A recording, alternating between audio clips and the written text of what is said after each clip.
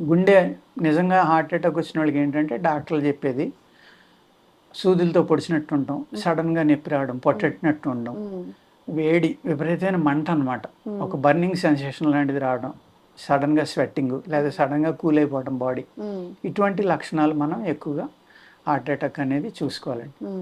అటువంటిప్పుడు ఏంటంటే ఆయుర్వేదంలో ఏం చెప్తారంటే మన ఆకుపత్రి అంటారమ్మా, మసాలా మనం దీంట్లో వేస్తాం, పలావాక్ అంటారు, బిర్యానీ ఆకు అంటారు, అది చాలా చక్కగా పనిచేస్తుంది.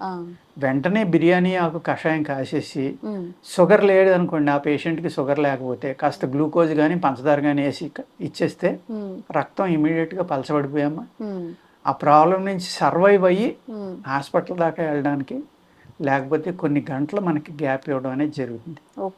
ఈ రక్తం ఎప్పుడైతే పలచబడిందో హార్ట్ తేలిక పడిపోతున్నాము, అది తేలిక పడిందంటే మళ్ళీ నార్మల్లోకి రావడం స్టార్ట్ అవుతుంది అనమాట. అందుకు ఇది ఇమీడియట్ ట్రీట్మెంట్ అంటే ఇంట్లో ఉన్న దాంతో ఇలా చేసుకోవచ్చు.